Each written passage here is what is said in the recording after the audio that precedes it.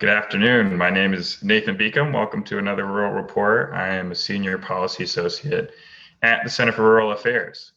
And today I'm just going to be talking a little bit about the closure of the hospital in Burt County and how that plays into some of the themes of rural healthcare needs in the state right now. We had planned to have been joined today by Andrew Donowa, the Emergency Services Manager for the county, but in an event that maybe is kind of symbolic or emblematic of what we're discussing, he got held up at a medical facility today. So as you know, probably if you're in Burt County, which is where our office here at the center is located in Lyons, which is in kind of the northern part of Burt County.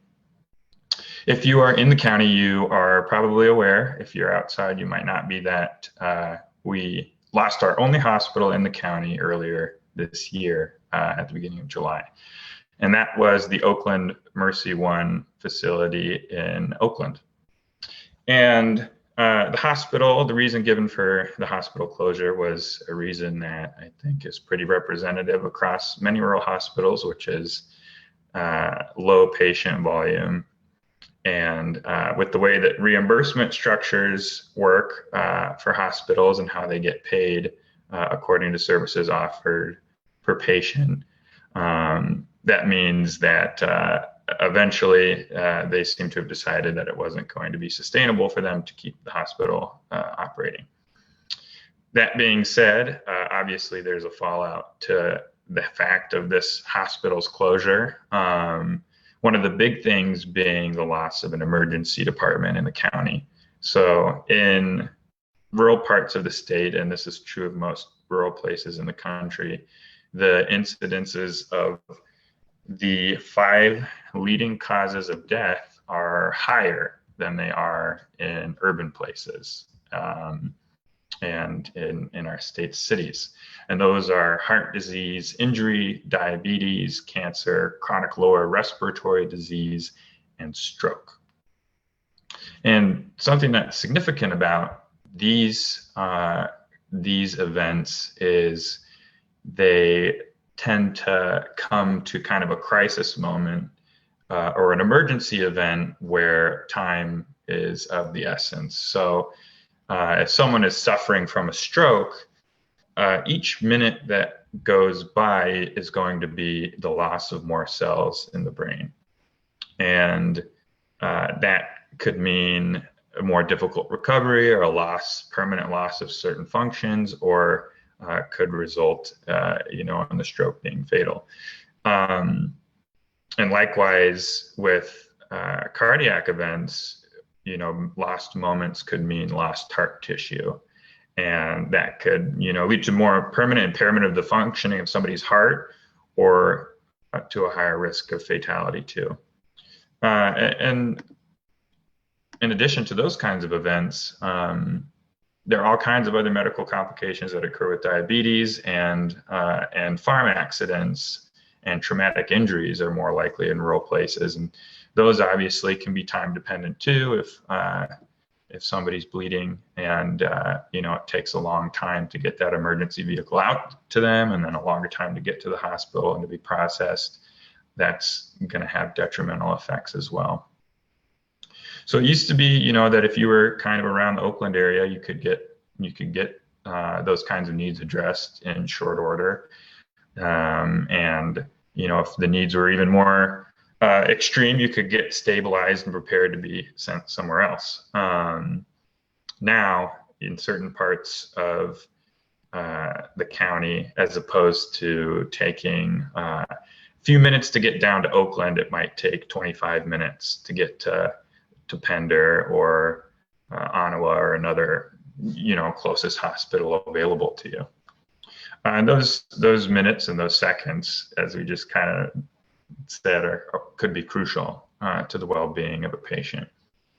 And it might not seem that long, but if it's a relative or a loved one who's waiting for that emergency pickup and who's losing minutes in transportation, obviously you start to feel how crucial those moments can be. In addition, there's just other kind of inpatient services that are lost, that folks will have to travel to another town or city outside of the county to be able to receive. So the way that people get transported or have been transported to the Oakland Hospital and still today is through volunteer emergency services folks in town who have other jobs and take time off of their job to drive somebody in an emergency to the emergency room. And that was kind of that's become less of a manageable thing, to the degree that the whole process now with the additional driving and getting somebody to another hospital and all could take up a really significant portion of somebody's workday, and that just makes it a little trickier.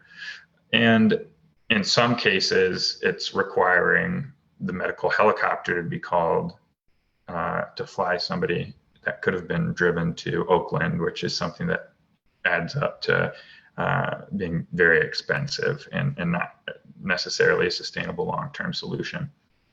So one kind of proposed solution from Andrew Donowa, who is going to join us today, was to get a few dedicated community paramedics in the county.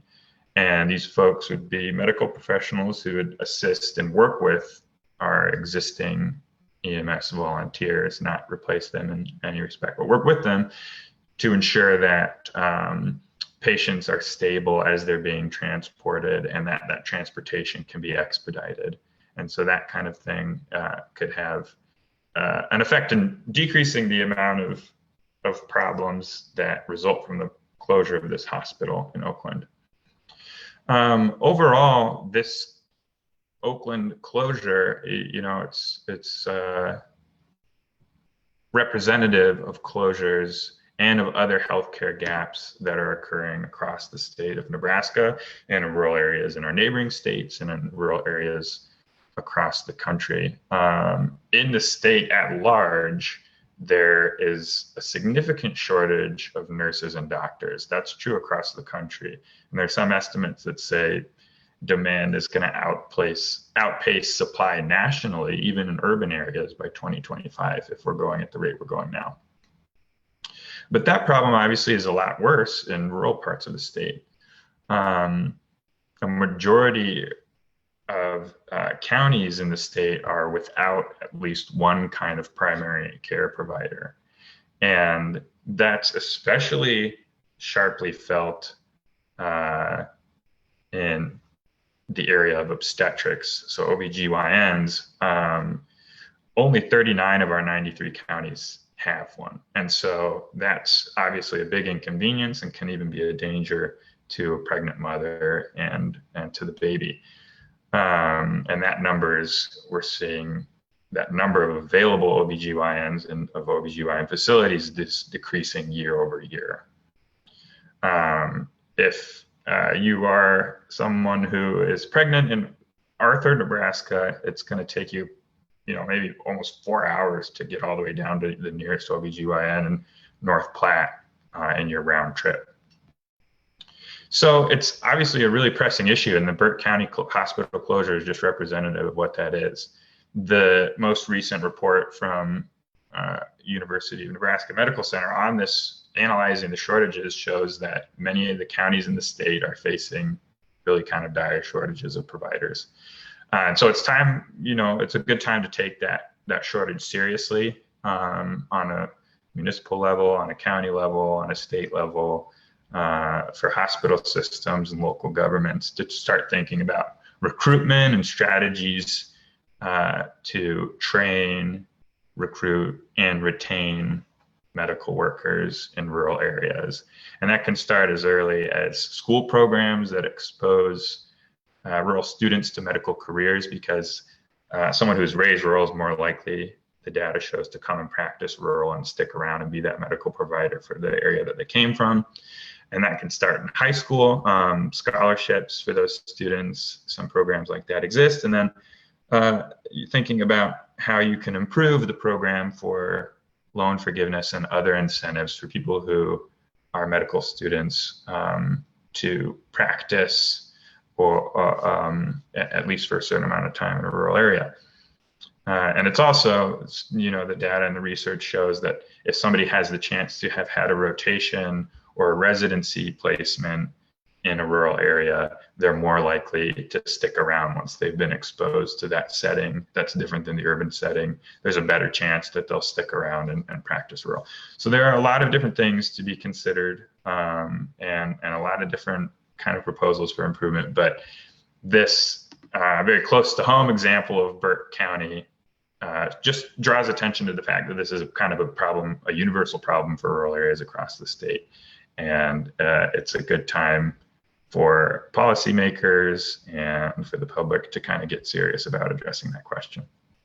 All right, that is all that I have for you today. Encourage you to stay tuned into the center as we continue to work on these kinds of questions. And thanks a lot. Have a great rest of your Tuesday. Bye-bye.